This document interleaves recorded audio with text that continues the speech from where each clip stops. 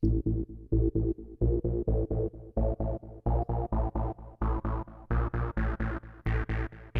everyone. Welcome to the Greg's Garage Pod with co-host Jason Pridmore. I'm Greg White, and Jason Pridmore is on the line. What's up, JP? What's up, G-Dub? A little rainy out here in California today. Is that right? Yeah, rain we don't in get Cali. this very much. Well, yeah. and you guys, when you get rain, you tend to get like a ton of rain, all right, and mudslides and all kinds of crazy stuff. Miserable, but you know what? I like seeing the rain, and I'm only here for a couple of days this week, and then I'm out. So, but yeah, it's nice. Makes it feel a little bit more Christmassy, I guess. We need to have some season changes out here in California every now and then, so it doesn't hurt me too bad. Going any place that you want to share with us? Any place special? You going away for the holidays, or are you just going on a little trip? I'm just going to go on a little trip. As it turns out, I'm gonna rip off the club. I'm gonna rip off to Florida. Yeah, go play a little golf, and it should be fun. I'm looking forward to getting down there. A little bit of an annual trip. I try to go down to Florida like once a year to go tee it up, and just happened that this week just worked out good for everybody. So leaving Wednesday, come back Saturday. Did you have a busy week last week? Because I only bring that up because, well, I whipped your ass in Mad Skills Motocross this week, dude. Yeah, I got to get back into it. You know, it's not just you that I have to take this crap from. You know that, right? I got the Dumas kid that's all over me. He gives me crap. And then, of course, we got Cameron Bobier on our thing. We got Miguel Duhamel, Leon Haslam. All these guys are on our Mad Skills. So if you guys, any of our listeners are out there playing Mad Skills, look us up. But yeah, we you do did it through beat Twitter, me, though. Yeah, we do it through Twitter. So like if you have like Twitter followers or that's how, because there's a couple different ways to follow people, but I do mine through the Twitter feed. So it's so fun, addicting. Man. It is so addicting. And every week the tracks are different and yeah, it's a lot of fun. It is a lot of fun. It's just sometimes it could be a bit time consuming if you're not around, but I know when you and I are flying all the time, I know that when you're getting on an airplane, that's what you're doing for 4 hours on the plane, trying 100%. To beat everybody's times. So I do know that. Yeah, but 100%. Yeah.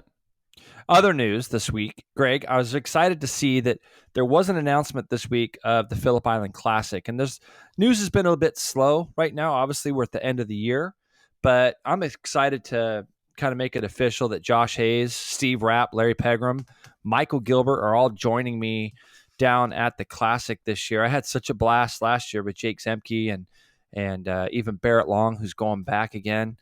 We've talked about it briefly in the last couple of weeks of some people that are going to be going down. Rennie Skaysbrook is going to come down, even though he's an Aussie. We're taking him on as our teammate.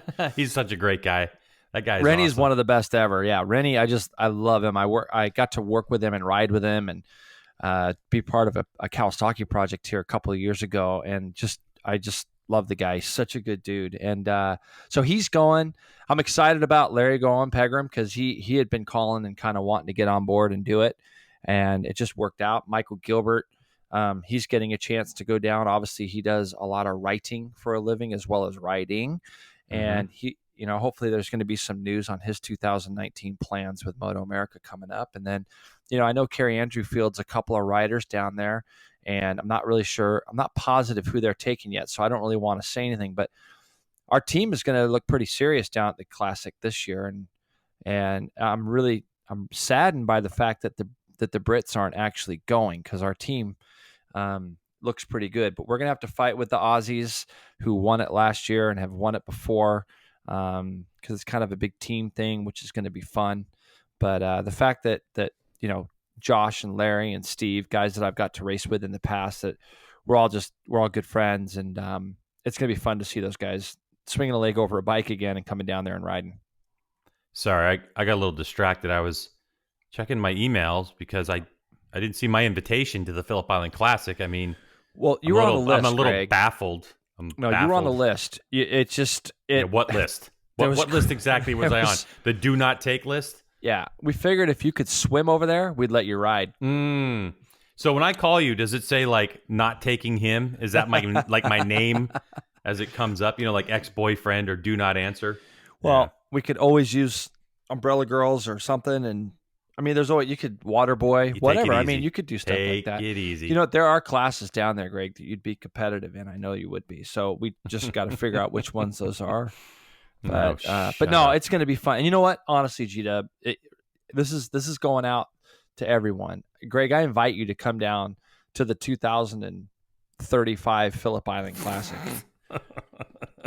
Why? Right. You think by that time I can get in shape? Is that what you're saying?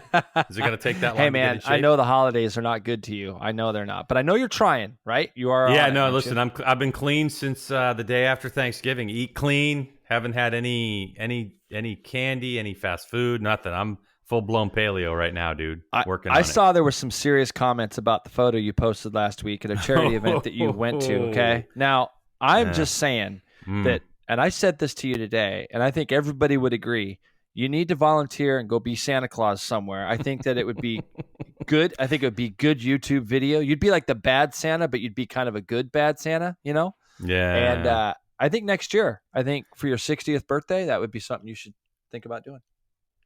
Don't forget, stupid, you and I were born in the same year, okay? I got you by a few months, but anytime you bag on my age, you're bagging on yourself, okay? Life's a full-length mirror, my program is not that gray yet at all, not even close. So I don't know if it's a stress level thing, if it's your body with the eating thing, your body's stressed. I don't know what it is. Now Tom Brady, the Patriots are, I don't know what it is, but there's something going on where you are There's great. no need to bring this up. There's no need to bring this up, especially after your big performance with your Eagles beating the Rams over the weekend. I mean, you want to talk about like a shocker, you know? I'm a true weather fan, Greg. There were an hour and a half from my house, and I refused to go see him get blown out by 30, so I didn't go. And then the whole time I'm watching it, wishing I was there.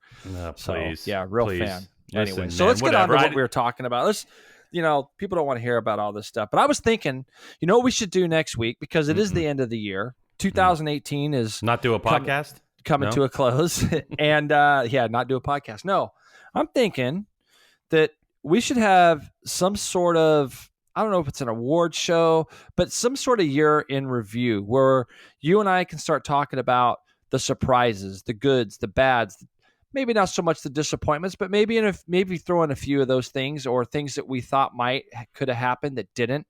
And then start maybe talking about what riders are putting on their New Year's resolutions going into 2019 and what ones might be realistic to the ones that might not be so much. And maybe we get a few of our listeners to write in and give us some questions, thoughts, ideas on what they would like to see us kind of answer as far as questions go about that kind of stuff.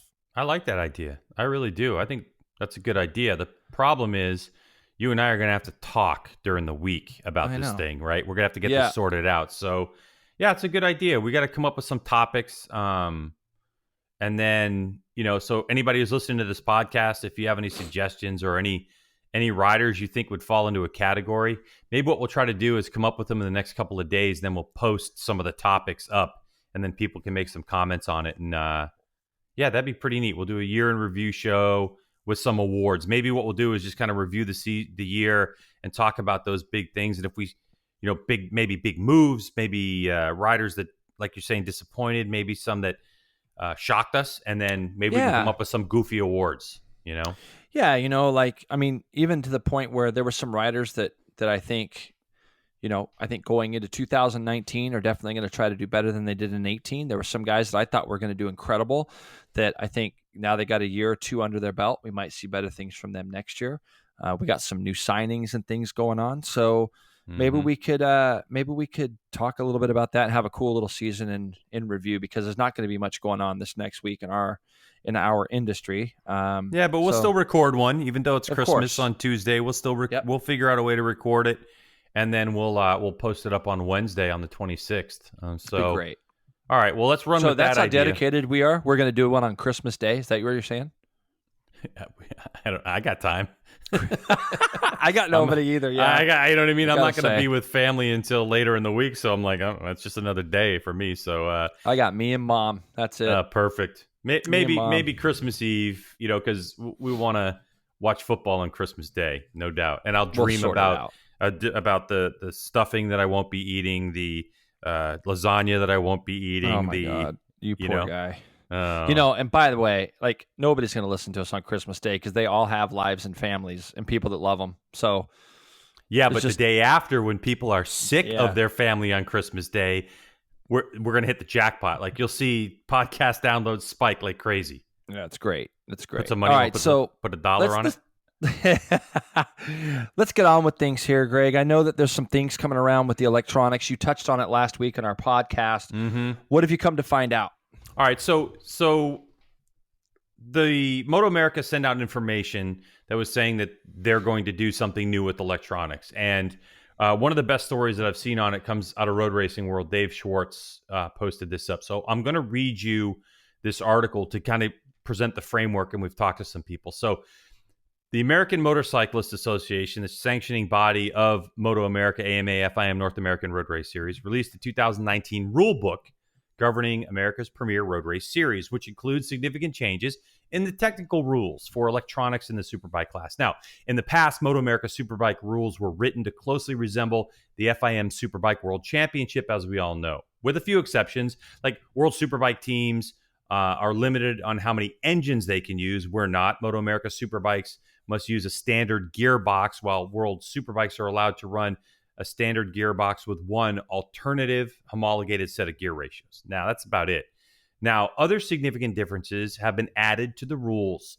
In 2018, teams fielding Superbike had 3 options for engine control electronics: running the standard ECU, which is the engine control unit, a reprogrammed or flashed unit, if it suits their needs. They could run an approved stock 1000 kit ECU, like the programmable one that Yamaha has through YEC, the YEC Race Kit ECU, or run an approved quote-unquote Superbike kit electronic system. Now, the Superbike kit system allows the most advanced ECU and electronic system to be used, offering the most advanced programming and performance. However, the rules state, quote, only the machine manufacturer or one approved partner can submit a single system for approval, unquote.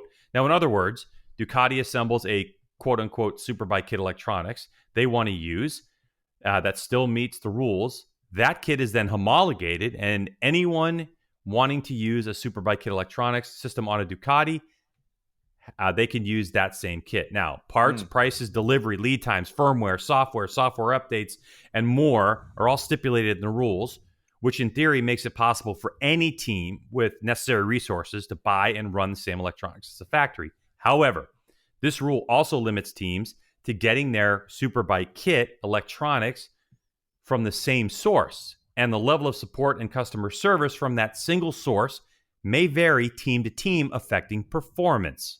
All right, so in essence, what they're saying is that the people that make the electronics might not respond to, what people need in racing. Mm-hmm. So for 2019 MotoAmerica Superbike Championship, all 3 of the previous Superbike electronics options are available, but a new 4th option that allows the use of advanced electronics for alternative sources is added. Superbike teams can now choose to run a MotoAmerica approved Superbike kit system, and that's key. Now, at first glance, the wording seems very similar. A MotoAmerica approved Superbike kit electronics appears nearly identical to World Superbike kit electronics, but there's a couple significant exceptions. All right. Exceptions. Yeah. The phrase, quote, only the machine manufacturer or one approved partner can submit a single system for approval, doesn't appear in the MotoAmerica approved Superbike kit rules anymore. And that phrase, the ECU must be from MotoAmerica approved Superbike ECU list, has been added. This means that a team can run a Motec or other electronic system instead of the Magneti Marelli system homologated by World Superbike teams, as long as the ECU is on the MotoAmerica's approved list. Okay? So that was written just a few days ago. And so that was before we got the information on what kits are going to be allowed. So it's complicated, but it's not complicated. With all that information that we got from that article that Schwartz posted on Road Racing World, Jason, in essence, what we're looking at is MotoAmerica has taken it upon themselves and broken from World Superbike and, say, BSB, and they are allowing an additional system of electronics engine management control into the paddock. So without going into these interviews that I've done, I've asked a couple team managers, owners to talk about it. Just your initial impressions on what do you think about it? Well, I think they're trying to even things out a little bit, Greg. I think the electronics issue comes up so often, and we've talked about this on air during our MotoAmerica telecast, where if you walk through the paddock nowadays, it really, especially with the Superbike teams, the word suspension and motor configurations, all the things that were so important back in the day, they're still important, but it all is based around one thing: electronics. You hear, if the bike's working great, it's because they got the electronics great. If the bike's running like crap, it's because the electronics aren't working properly, or a rider is looking for something with the electronics. I think to simplify everything and to maybe create a more even playing field, MotoAmerica's taken it upon themselves to kind of, by the way it sounds like when you read it to me, it's given them an opportunity to kind of see what everybody's doing a little bit more, maybe make things a little bit more fair. You're on top of this so much more than I am, in the sense of understanding things a little bit better than I do. Yeah, but I'm not the ultimate expert, right? At the end of the day, I think it boils down to these team owners, team managers, and obviously the electronics guys. So, as a team owner who runs a privateer superbike team, Chris Ulrich, who's from the M4 ECSTAR Suzuki team, he knows what it's like to run up against the factory teams with their electronics. So I asked him what he thought about the new rules. I think it's good. It's a good intermediate step between, got more capabilities than that your average kit ECU offered by whatever manufacturer it is, whether it's Kawasaki, Yamaha, Suzuki, BMW. Actually, the BMW kit is pretty sophisticated, so we'll kind of we won't lump those guys into this deal. But it's meant to be not more advanced than a kit ECU, not all the way to the point of the capabilities of the Magneti Marelli FIM kit system that's currently available from manufacturers that are doing the Superbike World Championship, meaning Kawasaki, Yamaha, Ducati, all those guys that have official entries over there, and Honda, that are bound by the FIM rule.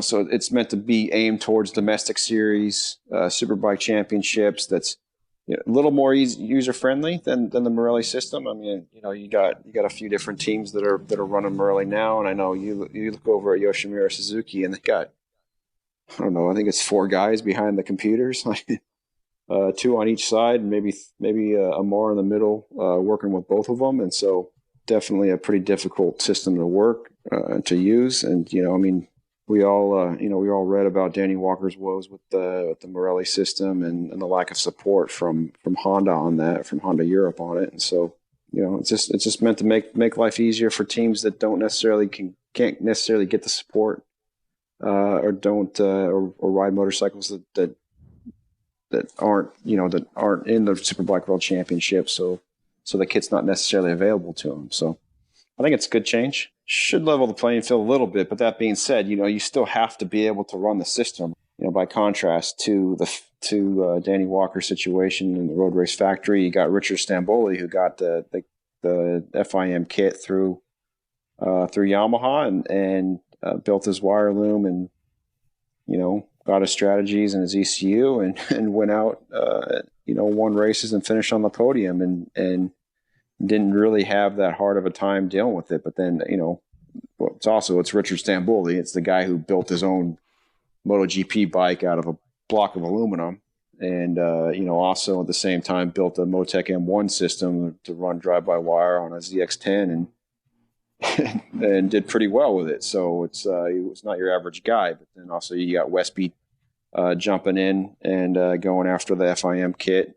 And putting Magneti Marelli on the Matthew Schultz's R1, so it can be done. But going back to it, I think this is a good step for other teams that can't get that FIM kit. So Jay, I mean, your impression is basically spot on in terms of what you were saying, with what Chris was saying. Well, let me just explain. There's a few things that Chris said there, and obviously I'd never heard that until you played it. User friendly. You know what that means? That means that the complications that are electronics this day and age make it to where when you roll into the track on Thursday, and in some cases this next year, Friday, when you only have 2 days. Yeah. The simplicity of a system and being able to match it from your bike to that racetrack, it needs to be simple, because the next thing that Chris said after user friendly is There's 4 guys sitting underneath a Yosh tent that are controlling the electronics for the Yoshimura Superbike. So keep in mind, they got 2 riders. Now, if the fact of the matter is that they do have 4 guys kind of helping control some of the electronics, the biggest problem I have always had with some things when it comes to racing, number one, racing is going to be expensive always. But Greg, what costs the most money in racing? You know what it is. What is it? People. So if you've got an electronic system now that is somewhat affordable, somewhat more universal, where everybody can get their hands on the right pieces, you still have to get the guys that can run it. And the least complicated it will be, the more user-friendly it'll be, as Chris says. Because the problem that you have is not only the amount of money that it costs to hire people to do it, but really making sure that you find the right people. I believe that there's handfuls, and I say handfuls as plural, of people that can run these systems. But I'm not saying that there's 100 or 200 or 300 guys that you can just pick from, as you say, like a mechanic or a crew chief or something like that, guys that you might be able to go, oh yeah, he's going to be a good mechanic for the year. The electronic side of things is so much more complicated. And when you start getting 4 guys running on 2 bikes for electronics, that's a ton of money. And the last thing I will tell you that caught me in that is the Richard Stanboli case. The thing about Richard Stanboli is he's so smart and intuitive to understanding everything that goes on. And this is a guy that works literally 24/7 if he has to. Doesn't ever leave, doesn't ever go home. He will, if he gets his teeth sunk into something or he gets behind a program that he believes in, he is his own electronics guy. He is his own program. He's not having to go out and hire people. Okay. So he's so smart. And just the things that Chris said there about Richard building a MotoGP bike and things, who else is like him out there? Really? Nobody that we know. I mean, I'm sure there are people, and they're probably in the MotoGP paddock. Of course. Exactly right. Like somebody like Richard Stanboli is smart enough to be in any paddock, daren't say even Formula One if he chose to go that route. I mean, he's got that engineer brain, obviously, with who he is. And that's not saying that we don't have incredibly smart, bright people throughout our paddock. Of course we do. But there's only one guy that's running his own team, that is controlling all of his electronics. And if he has to go outside the box and figure out a way to make something work, he does it. Like he just kind of does it. That's why so many other people go to Richard for the help and the knowledge that he has. But I think that the user-friendly side of things for Chris, like he said, and I know you talked to him, that seems to me that like that's what MotoAmerica is trying to make this a little bit easier to get their head around. Yeah, definitely. And before this information came out, one team that took action themselves is Westby Racing, and Chris mentioned it in his little soundbite there.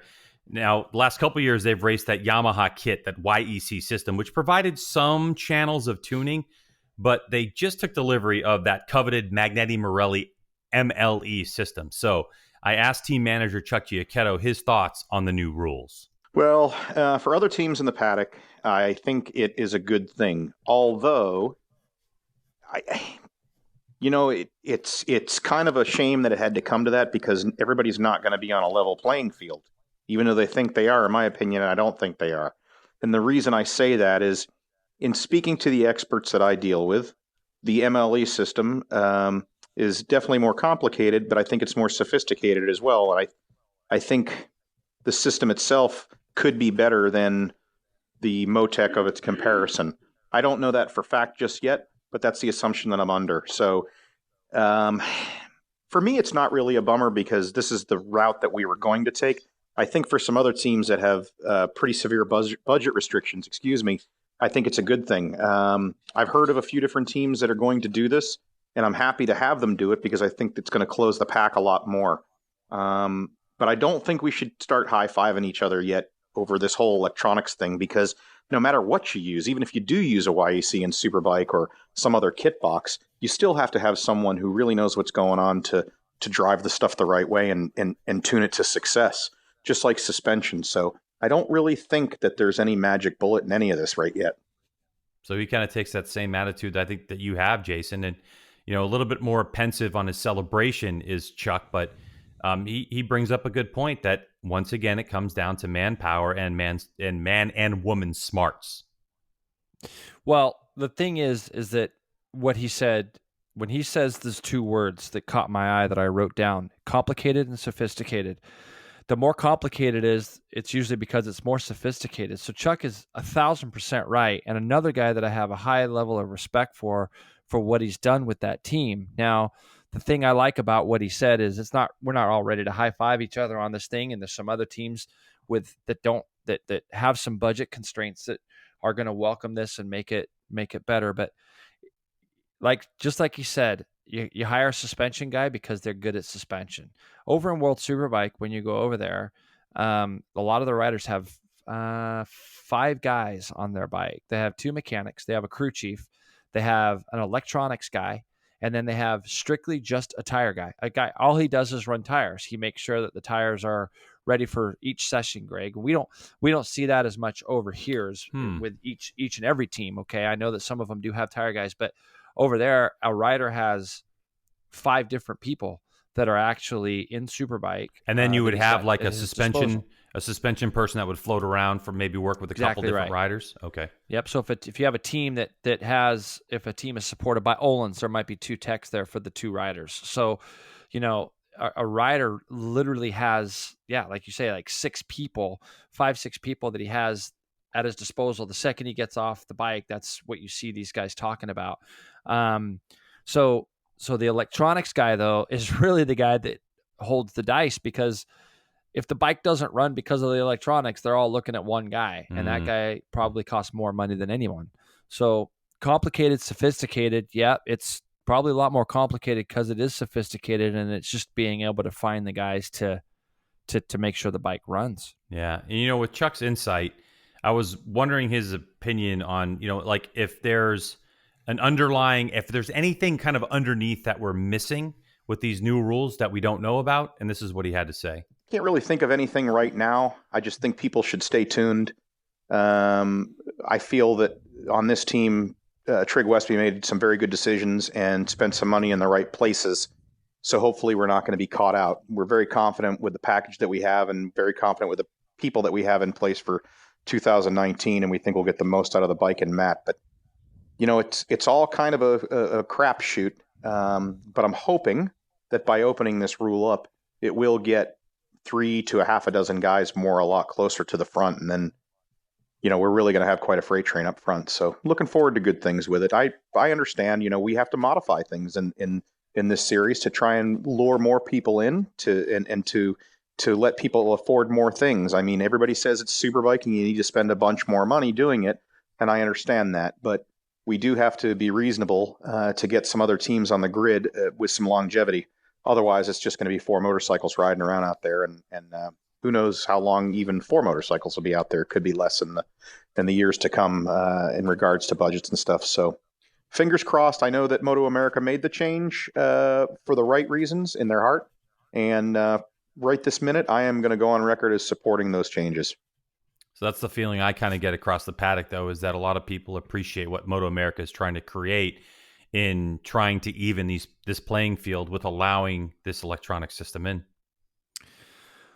Well, let's think about who you got that from, too. Chuck's an eternal optimist when it comes to our series. He's always the guy that has he sits back and he listens, and he listens to what's being said. He's not a real reactionary guy, on the sense that if he reads something now, he might give you an answer on it in a day or two. And even 2 days from now, you might get a different answer than you got today once he's sat back and thought about it. But the thing I like that he says the most is that MotoAmerica came out with this rule. They've obviously probably talked to some teams. They're trying to make this to where they can get more bikes up front. And he is a guy that has won races as a privateer team. I mean, that's essentially what Westby is, obviously. They're a privateer team. They've won races with their rider, Matthew Skoltz. So he's going to sit back and say, let's just see how this plays out, because this might be good for our future as far as getting more teams up front, getting more bikes, more riders, maybe even more manufacturers involved. Who knows? We'll see how that plays. But the answers that Chuck gives you there are very optimistic, and I agree with him. I wholeheartedly agree with him. I think that we have to just kind of, right now, our sport across the board, World Superbike, it doesn't matter where you go, they're all looking for ways to make the playing field as level as they can, Greg. And this is just another way for them to try to do it, being MotoAmerica trying to make that better. So on Monday, Jason, MotoAmerica sent out the actual tech bulletin about their Superbike kit electronics. Now, the approved system will be the Motec M130.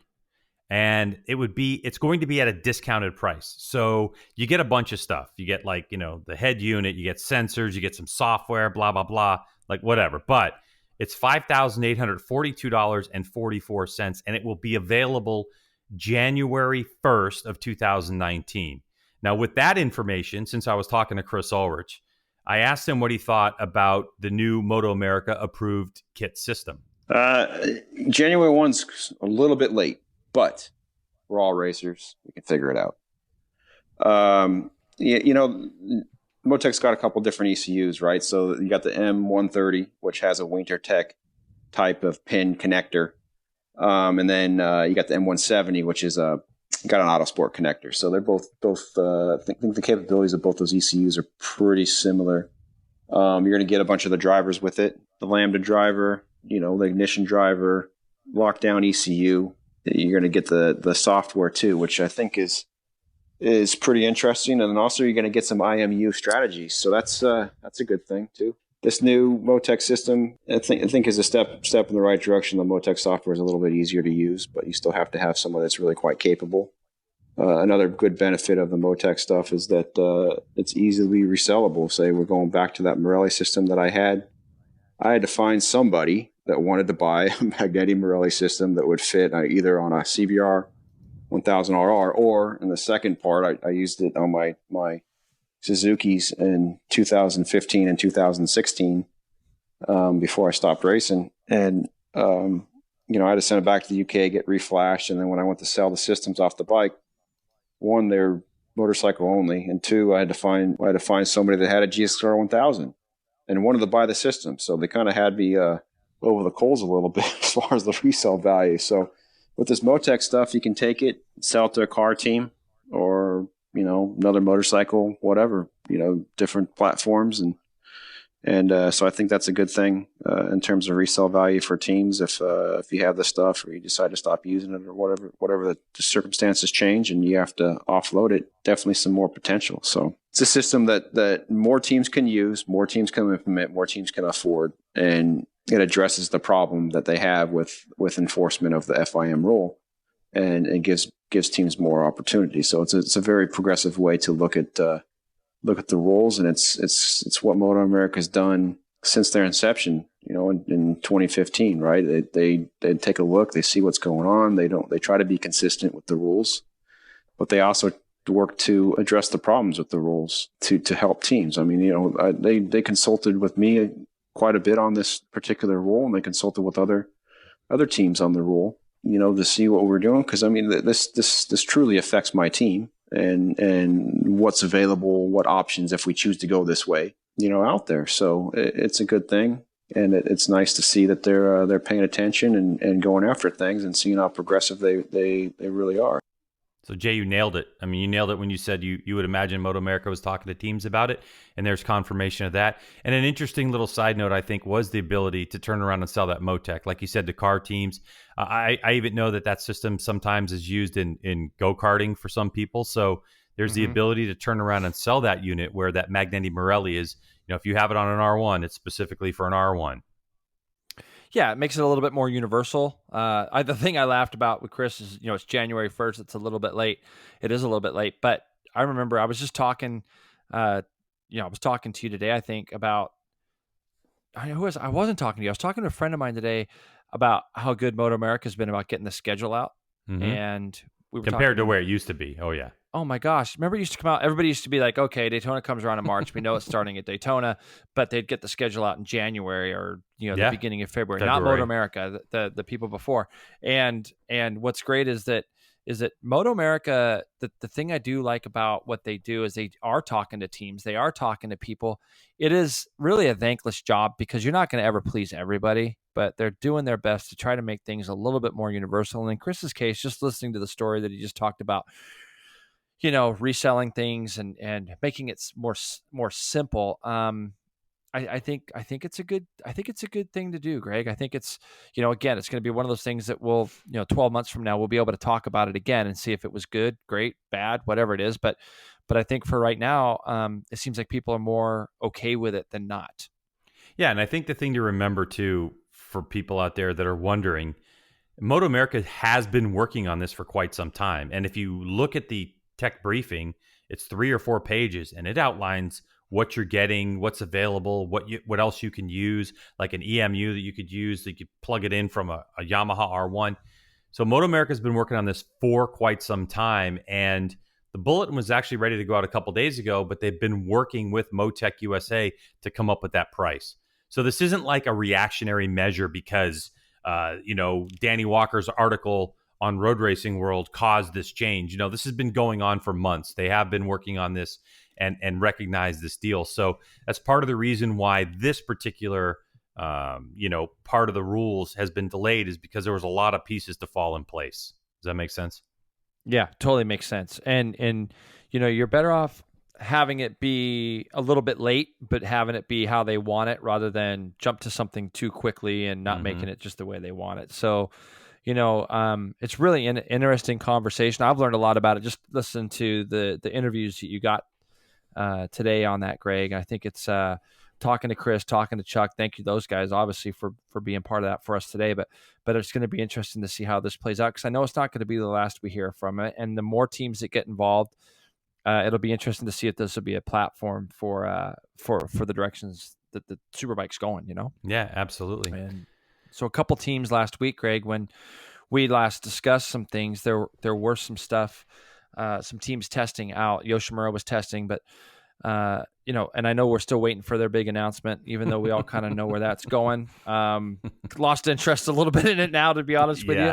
But like we said, Richard Stanboli was out there with JD Beach last week at Chuckwalla. Now, they were supposed to be there for 3 days. As we discussed last week, the third day got a bit washed out, but I know I think you had a chance to talk to Richard about initial reactions with JD. Yeah, because I wanted to find out how JD, how he did, because it's been years since he's been on a Superbike. So I went right to the source, team owner, bike engineer, electronics wizard, Richard Stanboli. Now, since JD had already announced on this podcast, as a matter of fact, that he was riding for a super sport bike in MotoAmerica, I started with the obvious question, Jay. How did this whole thing come about? After the last round, we pretty much knew that Josh was the lead guy going to Yoshimura. And so we kind of just sat back a bit just to see how everything shakes out. And it was looking more and more and more like Josh was going to be the guy at Yosh. So we started fishing around a little bit before he told us it was official, because we had been bugging Josh about that. We started fishing around a bit in World Superbike paddock, because with the momentum we had this last year, we really wanted to put somebody on the bike that can come out and straight up win a bunch of races. Because we had a number of races that we raced for first, maybe 10 times we raced for first, not 20 seconds back or something like that. We were in the mix. So I figured, well, our bike's pretty good, our electronic package is pretty good. The overall team is pretty good. Let's put a really good rider on the thing. So we reached out to Marco Melandri, and he was very excited about coming. As a matter of fact, we got to the point where he had committed to come to the U.S., and it was just a matter of working out logistics. And a few days later, his manager contacts us and tells us that Yamaha Europe snatched him up for GRT. And so we're like, okay, well, we're not going to keep him from that. We're not going to make him stick to it. So we went off and started talking to a couple other people, Laverty and Flores, but we just couldn't get the commitment from the manufacturer to, we knew what their situation was. We didn't even really ask. And then we knew what their situation was with budget cuts and things like that, and then trying to wrap up their own team. So we said, what these guys are asking for just isn't possible. We ask them, well, don't you have any personal sponsors that can cover your bonuses and the things you're looking for? And it amazed me that these guys didn't. They just didn't network enough, I guess, to be able to come here with enough personal sponsors to give them a decent salary and bonus. So I think that's kind of the way the motorcycle racing paddock is going nowadays, where the riders have to do a little bit more when it comes to personal sponsorship. So by then, the timing was kind of drawing to an end with these guys committing to other things. Flores going to BSB and Laverty staying on another bike in World Superbike. So we said, you know what, maybe we just have to sit out again, before a good deal comes along, or we find something again like the deal we did with Josh where we can go out and be competitive. So literally a day later, as these thoughts are going through my head, Chuck Giacchetto calls me and says, hey, would you take JD Beach if he had a personal sponsor?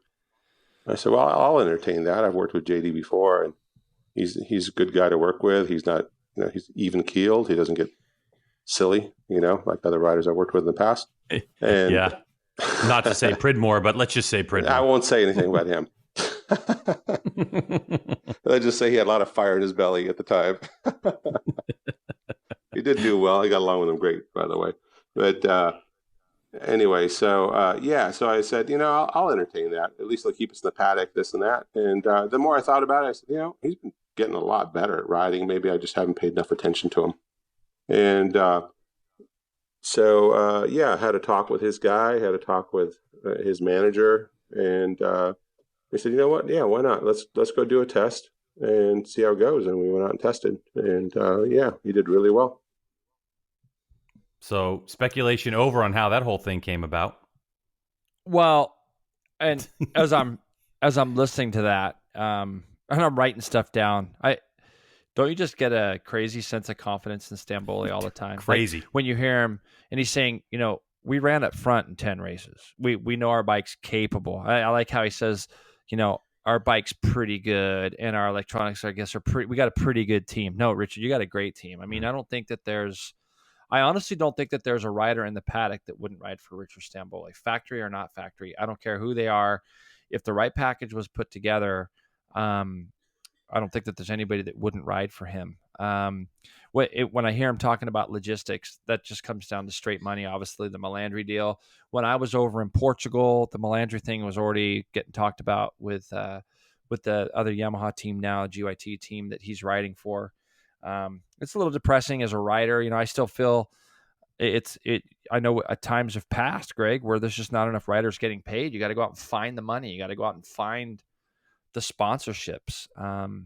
But really, at the end of the day, when you look at the whole thing, I'm excited for this team going into 2019 because I think JD is a fantastic choice. I don't think he's a great choice. I think he's a fantastic choice. He is going to grind away on this deal. He loves the challenge. Stanboli will work great with him. And I think that the results will just keep getting better for JD. I think JD is the kind of guy that'll bring that bike home every race, and he'll learn every time he turns a wheel on that thing. Yeah, and they do have a lot of tests scheduled. 6 tests are scheduled, depending on how they work it out with the sponsor, but that's the plan before he gets on that bike. Now, of course, when I was speaking with Richard Stanboli, the next logical line of questioning, next logical step in my questioning would have been, how did the test go for you guys? And this is how he responded to that. Yeah, test was cold. I'll tell you that much. Yeah, we went out and shared the track with Yoshimura and the Ridiculous guys. And straight away he was really comfortable on the bike. It didn't change very much, maybe turn the bars and move the pegs up. He's a little bit shorter than Josh is.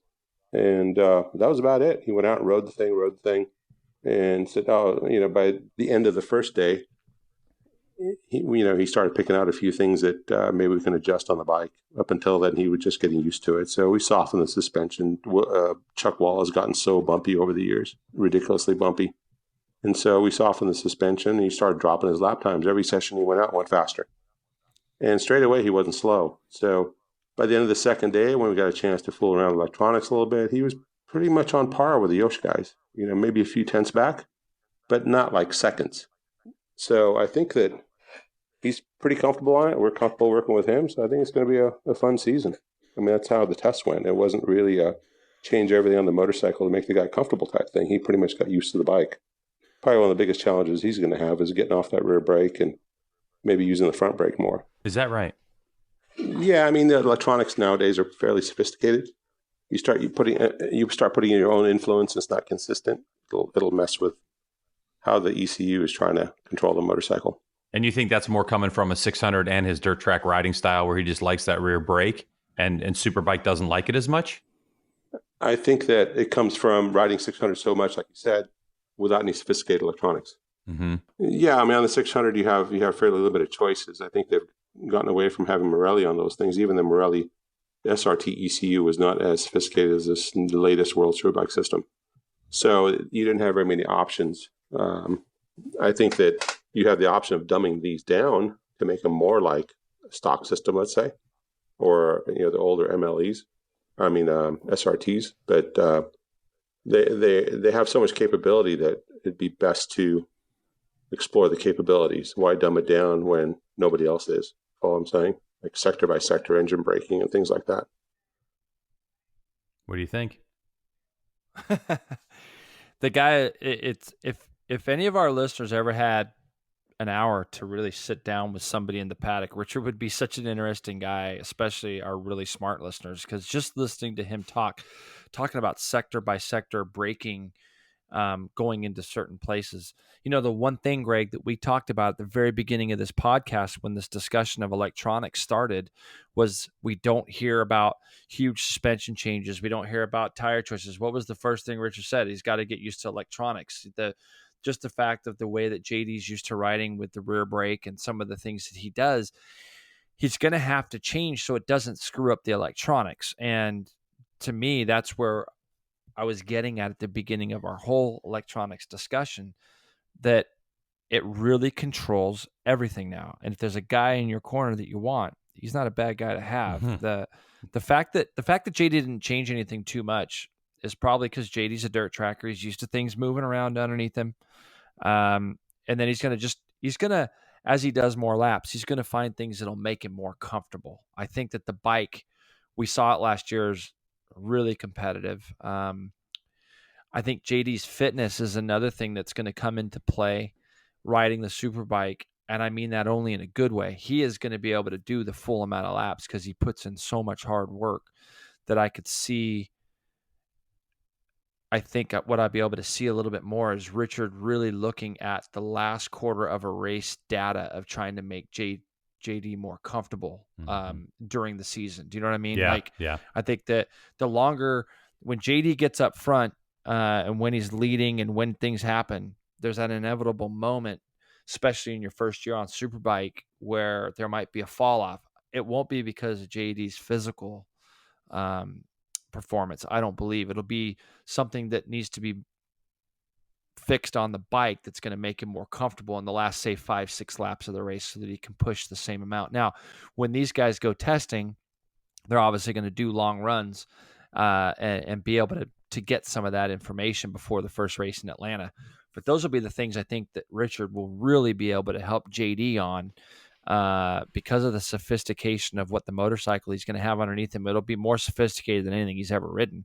And Richard will teach him a lot about electronics. Yeah, and in speaking with Richard about JD and his impressions about what kind of rider he is, he stressed to me that JD gave him great feedback. And other than a couple of instances where JD said, I felt like this, this situation is coming from the front and the rear, and the data, say, would show the rear, a couple of those little instances, he said JD was so spot on in his feedback, and that's really important, for Richard to develop the bike further. He also said in those tests that his goal is to have JD, by the time he gets to the beginning of the season, Richard kind of laughed and said, I want JD to be sick of riding this Superbike. And as well as I do, JD well enough to know he'll never be sick of riding that Superbike. But I get what Richard's saying. They're going to try to put a lot of energy into getting him comfortable by the time we get to our first race of the season to put him in the best position to possibly win, And I don't know, Jay, is that too much pressure, He wants the unfamiliar to be familiar by the time they line up in Atlanta. That's the thing. Mm-hmm. What he says by that is when he says he wants him to be sick of it, he wants him to be ready to go race it, not just ride it. And I think, when something that just came through to me there when Richard said that Chuck Walla has become unbelievably bumpy. Okay. Mm-hmm. That's not just JD giving him that information. That's Richard studying the electronics and watching 100%. What the bike's doing. Yeah. That's Richard looking at how much stroke the bike's using in weird spots where, this is the kind of guy that at 50% throttle, he's expecting a certain amount of suspension to be used. And when they're hitting big bumps or hitting things, Richard's sensitive to that and going, well, that's something that I've never seen. That might be a number that he's never seen as far as how far the bike's gone through the stroke, either direction. He's so good at like just picking stuff out on the actual electronics. He doesn't need to do a lap around the track, and he can tell certain things. Mm-hmm. So, and it's what makes, that's why you go testing, because you might go to tracks. Sonoma now has just become so, pavement up there is a bit old. It's bumpy as well.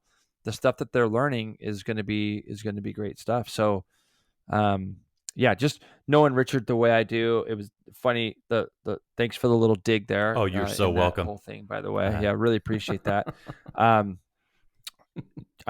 Richard, I just had so much respect for him when I raced for him. And I owe a lot of my success to that guy because he taught me a lot, and it was fun riding for him. I don't remember being quite as fired up as people remind me sometimes. All you have to do is take a tour of his trailer, because he still has the same trailer when you were racing for him, and there's a nice chunk taken out of a desktop inside the lounge. So I don't remember this. He remembers distinctly. And he also remembers, Jason, that, and I'm sure you don't, that the two of you, when you raced for him, you were the first person to win. You, Jason Pridmore, the first person to ever win a professional motorcycle race on a GSXR 1000 when it was new. Yeah. No, it was great. Yeah. And that was at Sonoma, and we went there without testing or any of that stuff. And he said the bike wasn't running right, Jay. He said it wasn't running out the whole time. Yeah. Yeah, it was a real shame I broke my leg that year, but that's, ifs, would'ves, should'ves, and could'ves don't matter. And because he the guy is amazing. He had a bike that had never even ridden on the race. We'd never even rode the thing. I never even saw it until that weekend. And it was so easy to ride, and yet it wasn't even running. I remember coming into the winter circle to him and go, Richard, it's not even running. Like, when this thing runs, it's going to be a monster. And it was. It eventually, we ended up winning the championship the following year. But there were times when I just used to say, Richard, it's like unrideable. Yeah. We didn't have the advancement of obviously electronics and things back then. And some of the horsepower numbers he tells me that thing made, he still has that bike. He says it's in boxes and he wants to rebuild it. And cool. It would definitely be fun if he did. Well, with Richard transitioning out of the past and into the future, I said to him, looking at the 2018 success that Attack had with Josh Herrin, I wanted to find out from Stanboli his thoughts on his 2019 program with JD Beach and how he thought it would compare. I think as far as the program overall is going to be more successful. And the reason why I say it isn't, I'm not going to say that one rider is better than the other. I think they're comparable.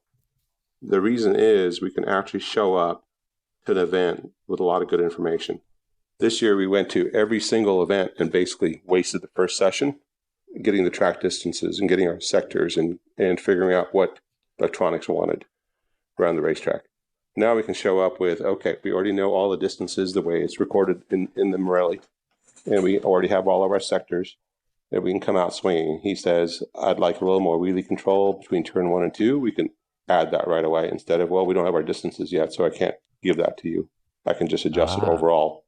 And so there was a lot of getting used to the bike, the rider getting used to the electronics, and us starting so late as well in this, the whole story with getting bikes late and getting electronics late and having to put everything together a week before we had to leave, basically, and then our truck breaking on the way to Atlanta. So our season started really rough, even though our first race with this motorcycle was on the podium. We finished second in the very first race. So that says a lot for the package of electronics and what we knew about the Yamaha itself from previous years. And the reason, one thing you asked me, why the Yamaha? And a lot of it was we had good information starting so late. We really didn't want to start with a whole new motorcycle. Mm-hmm. So I think that optimism-wise, I think we're, I'm pretty high optimistically. I think we can show up a lot more organized and ready as far as the information that we have. With regards to the competition, I'm not a fool. I know that we'll be racing against Josh and Tony and Cameron and Garrett. So you got 4 really fast guys, and who knows who else will be there. So those podiums may turn into fourths and fifths. You don't know until you start racing with those guys and see what they have. Hopefully we know enough about our motorcycle. We could put it that much further forward. We could put it on the podium every single event, maybe win a bunch of them. You don't know until you actually go out and mix it up with those guys. I don't know what their winter training is going to be like. I don't know what their development's going to be like. How much better their bike's going to be. We've shown up before where we said, man, we've made some pretty big leaps on our motorcycle, only to find out after the first event that we basically even again with those guys because they made some big leaps. There you go. Yeah, well, again, it goes right back to Heron did a lot of the legwork for those guys last year, getting all the information that they needed to be able to go to these races, and it's just going to help. That's going to help JD a lot because they're going to get him comfortable on the bike. Now, when they go there, the parameters that they have to work within, they already know because they know the tracks and they've got that in their database. So that'll make things so much easier for the team itself. Yeah, especially Jay, wouldn't you think on those 2-day events that MotoAmerica is going to have, you lose that, time. I mean, it's time, you know, so that I think is going to play in huge. And I wonder about the Westby team and if they're going to be able to make up that deficit for those races. But anyway. Greg, the 2-day events, and this is just me, I should know this stuff, but they're at Sonoma and New Jersey. Am I right on that? I think there's 3 or 4. Okay. I think Utah is a 2-day event as well. Yeah. I don't have the schedule in front of me, but there's more than 2. Yeah. I think there's 3 or 4. Yeah. Okay. I mean, those are the places where by the time they get to those events, those would be the hardest ones for JD because he's got to get up to speed fast. You got to get up to speed very quickly. But even that if that's their biggest challenge, they got nothing to worry about. The kid's he's so good, and he'll be ready to go on that. I'm excited for the team. I think the only thing that would make this story that much more interesting, if there was anything about it, Greg, would be if Stanboli got his hands on like the new BMW or the new Aprilia or something, and he could do some of the work on those things to get those going. Because if I had a bucket of money sitting in front of me and I thought to myself, how could I do something a little bit different, and who would I do it with? It would be him, and I'd get maybe just a different bike just to try something a little bit different. Because if there's somebody that could bring another manufacturer into this with the knowledge that he has, it would be him, no question. I'm going to touch on that, Jay, next week. Actually, I'm going to go a little bit further into some conversations I had with him, not today, but in past, and why he's still sticking with the Yamaha, because I think it's a very interesting question to answer for sure. But either way, I think we've pretty much wrapped up, how that test went and the excitement that, and it was funny because when I talked to Richard, I was like, so stoke level, man, because that's the Jason Pridmore thing. I'm like, stoke level high. And Stanboli was like, I don't even know what you're talking about. And so I had to ask him a proper question. He's not going to answer. Yeah. I was like, well, my stoke level is high. I can't wait to see what JD Beach is going to be able to do on that Superbike. And yes, it's not a factory bike. Yes, Richard Stanboli doesn't have money to pay people to ride his motorcycle. So at the level we're operating at, he needs people to come with a sponsor like JD ended up, with Estenson Racing. So it's a perfect scenario. I think he's very happy to continue working in the MotoAmerica paddock, because there was one point in that conversation when he was saying how this all happened, that there was a consideration that they would have to sit out 2019. And it's not something he was opposed to doing, but he'd rather be at the racetrack working the brain, Of course he would be. Yeah. And boy, that would have really hurt our series to lose a guy like that. And it's happened before where Richard's been gone and he's come back in. And no, I'm with you, Greg. And you did a lot of work on getting some pieces for this electronics thing. So it's great. You went straight to the sources, and we got some good stuff this week from those 3 gentlemen. So thanks to Chris and Chuck and obviously Richard for giving us that, and roll on 2019 with the whole electronics and attack and all that. Be good. Well, you know what that sound means, Jason? It's time for our quick shift segment presented by ARAI Helmets, where we like to rattle off a couple of questions and answer them in a timely manner with a little bit of a ding. We'll be at 60 seconds or so. And Jason, even though ARAI Helmets meets all safety standards, they don't just build a helmet for safety alone. Comfort is huge. And a better fitting helmet not only is more comfortable, but it protects you better with multiple available interior shapes and an extensive range of interior liners and removable cheek pads. Your ARAI helmet can be customized to deliver the perfect fit for you. Visit ARAIAmericas.com for more information on tech, fit, and paint jobs. ARAIAmericas.com. All right, Jay, so I think I'm going to get you started. How does that sound? Let's do it. All right, so a couple things ready. in this one as we get the I'm going to remember when you hear this sound, wrap it up, Pally. All right? MotoAmerica changes age limits in Junior Cup and Stock 1000. So Junior Cup goes from 14, they were 14 years old to 25. They now go 14 to 28. And that aligns it with that FIM World Supersport 300 class. In the Stock 1000, they lowered their age from 18 minimum age to 17 because younger riders wanted to enter the class. Your thoughts on the age changes? Well, I think it's great that we've aligned ourselves with the World Supersport 300 class. So there is some continuity between the two series. I love it. The Stock 1000 lowers age from 18 to 17. I think that the reason for that, Greg, is because a lot of the kids that might be coming from Junior Cup can't maybe afford to run a full season of 600s with some of the double rounds and things like that. And thousands now, in my opinion, have become easier to ride if you get a really smart kid with a really good guy, especially if they're like a bigger kid. Let's just say, for argument's sake, that Ashton Yates hadn't already ridden a 600 and he was jumping up. With somebody like his dad that rode big bikes, Ashton might be able to adapt himself really well to a 1000 super stock bike. So I don't think it hurts to go down to 17. That's not hurting anything, and I think it's a good deal for the class. Yeah, and on the Junior Cup side, not everyone starts racing at 14, 15, 16. You know, if you're racing and you're new to racing and you start in at 26 years old, and you don't necessarily feel like you're capable of riding a 600 or 1000, I say stay in Junior Cup till you're 28 years old. All right, well, this is a good one for you, Greg, because this really comes to mind, sticking with the MotoAmerica stuff. Junior Cup now has a minimum weight with motorcycle and rider combined, and I'm really interested to get your thoughts personally on a combined weight.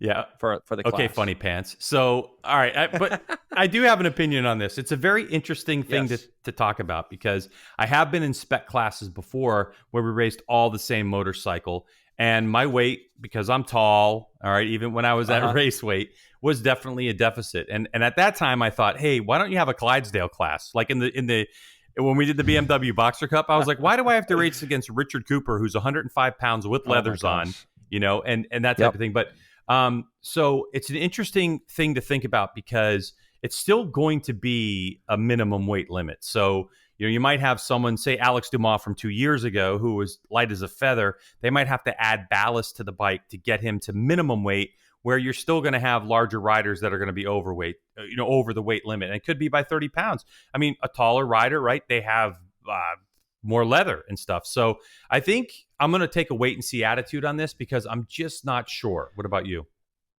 Well, did you see this week where MotoGP boss Ducati's Gigi Dall'Igna, he basically had said, and I know I screwed up his last name, GW. That's all right, Dall'Igna. Yeah, you're close. Yeah. Did you see where he is now coming out saying that he wants this time to rethink the same thing that MotoAmerica's already done? Yeah, what riders does he have? Don't you think it's kind of funny that Petrucci now is his rider and is the biggest guy? I know that Pedrosa's gone.